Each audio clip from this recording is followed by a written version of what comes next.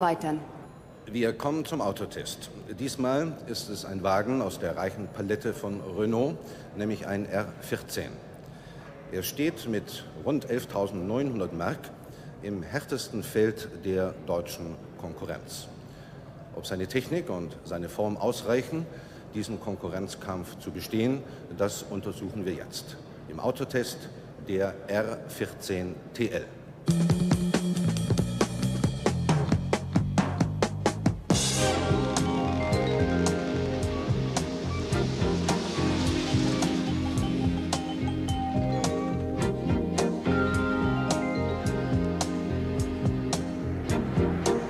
Die Form dieser jüngsten Schöpfung aus Frankreich lässt keinen Zweifel aufkommen, dass ihre Väter auch weiterhin auf ein eigenständiges, stilistisches Konzept Wert legen. Schön ist er sicher nicht, der R14, aber er bietet in seiner Grundkonzeption eine ganze Menge Vernünftiges für den täglichen Gebrauch.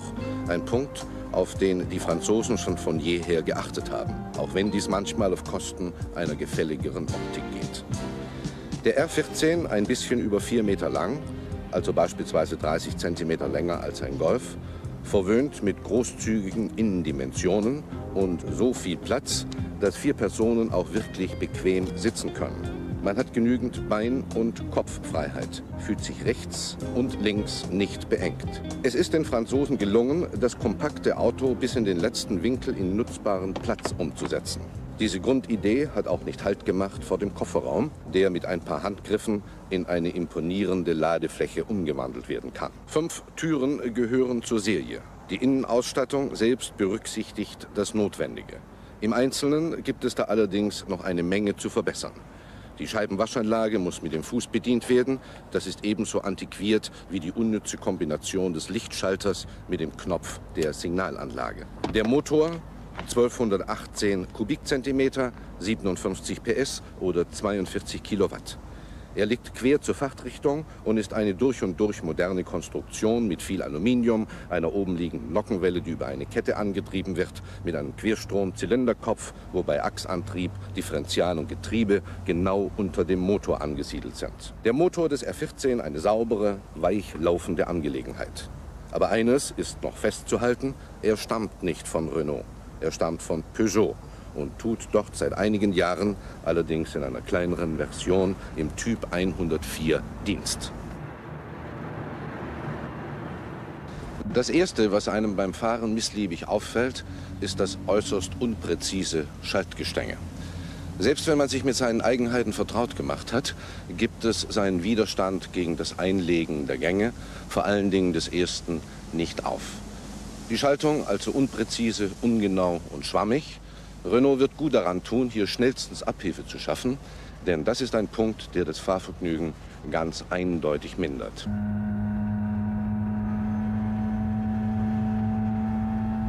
Der Geräuschpegel, der sich im Wageninneren entwickelt, zeichnet sich durch angenehme Zurückhaltung aus. Bei Tempo 100 72 dBA. Wobei die mechanischen Töne überwiegen und die Windgeräusche an der Karosserie auf ein Minimum reduziert sind. Beschleunigungsmessung von 0 auf 100.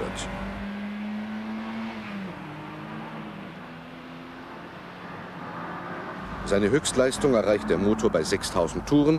Er verhilft dem R14 zu einem Beschleunigungswert von 16,1 Sekunden. Zum Vergleich: Alfa Sud 15,2, VW Golf 15,9, Renault 14 16,1, Fiat 131 17,9. Höchstgeschwindigkeit 145 Kilometer. Das ist für ein Automobil dieser Größenordnung ein gerade noch ausreichender Wert. Andererseits verführt die insgesamt nur durchschnittliche Leistung dazu, dass man sich vor allen Dingen, wenn der Wagen mit mehreren Personen und Gepäck unterwegs ist, häufiger als einem lieb sein kann, in den oberen Drehzahlbereichen bewegt. Und das hat naturgemäß keinen günstigen Einfluss auf den Verbrauch. Zunächst einmal, es muss super getankt werden. Auf der Autobahn bei einem Schnitt von 120 brauchte der R14 10,2 Liter. Auf der Landstraße bei einem Durchschnittstempo von 75 9,6 und im Kurzstreckenverkehr 10,8. Das ergibt einen Testverbrauch von insgesamt 10,1 Litern pro 100 Kilometern. In den Tank des R14 gehen unglücklicherweise nur 38 Liter. Das bedeutet also einen auf rund 370 Kilometer beschränkten Aktionsradius. Verbrauchszahlen zum Vergleich: Alfa Sud 9,1 Liter pro 100 Kilometer, VW Golf 9,8, Renault 14 10,1, Fiat 131 11,2. Der R14 wäre kein Renault, wenn er nicht ebenso wie seine Brüder aus dem gleichen Stall einen überdurchschnittlichen Federungskomfort mitbrächte. Bodenwellen aller Art, kleine und große Fahrbahnunebenheiten, Querrennen und Löcher schluckt er spielend. Sanft wie eine Wiege, dieser R14.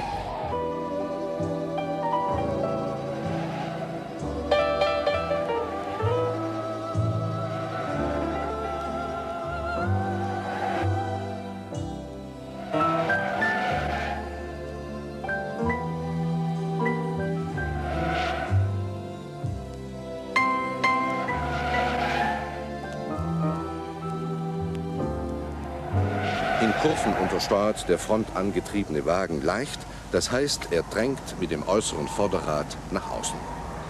Die Komfortfederung und Dämpfung sorgen für eine Querneigung, die zwar das sichere Fahrverhalten nicht beeinträchtigt, dafür aber das Wohlbefinden der Passagiere.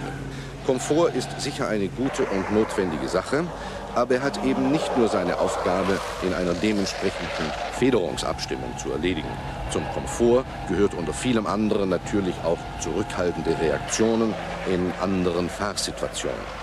Dabei geht es gar nicht so sehr um große Geschwindigkeiten. Der R14 verbeugt sich auch dann, wenn er in zivilem Tempo bewegt wird. So gutmütig das Fahrwerk des R14 ist und so sicher man mit diesem Auto auch immer unterwegs sein kann, die Lenkung macht einem das Leben schwer. Nicht nur, dass sie in bestimmten Bereichen äußerst unpräzise ist, man braucht in langsamen und in engen Kurven viel zu viel Kraft, vor allen Dingen in der Stadt. Man spürt den Frontantrieb. Ein technisches Problem, das, wie viele andere Beispiele zeigen, durchaus in den Griff zu bekommen ist. Wohlgemerkt, das hat mit der eigentlichen Fahrsicherheit nur wenig zu tun, aber es ist ein Minuspunkt im Bereich der Handlichkeit.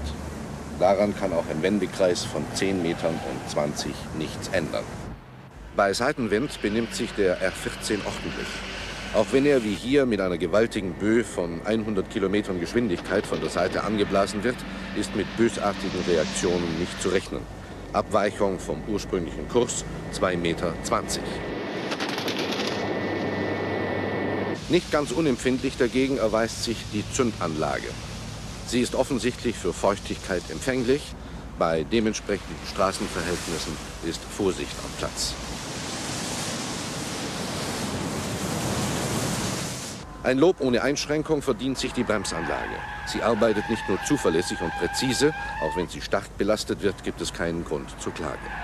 Bei einer Vollbremsung aus 100 Kilometern Geschwindigkeit steht der Wagen nach 52 Metern und 60 Zentimetern. Kältetest. Wie immer ist das Testobjekt auf 15 Grad unterkühlt.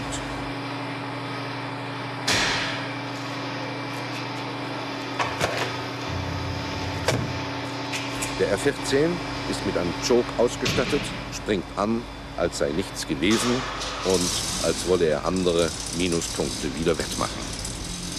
Andere Minuspunkte wieder wettmachen, das gibt es leider nicht im Automobilgeschäft. Und so haben wir es hier mit einem Auto zu tun, das neben einem exzellenten Raumangebot, einer vernünftigen Wirtschaftlichkeit und einem annehmbaren Preis Minuspunkte kassiert bei der Lenkung, beim Getriebe und auch in gewisser Beziehung bei der Leistung. Minuspunkte, die ganz überflüssig sind. Die Grundkonzeption stimmt, daran gibt es gar keinen Zweifel. Verbesserungen im Detail sind notwendig und dann wäre der R14 eine noch rundere Sache, als seine Form andeutet. Die wichtigsten Messwerte in der Zusammenfassung. Beschleunigung von 0 auf 100, 16,1 Sekunden. Höchstgeschwindigkeit 145 Kilometer. Testverbrauch 10,1 Liter. Windabweichung 2,20 Meter. Bremsweg aus 100 Kilometern Geschwindigkeit 52,60. Wendekreis 10,20.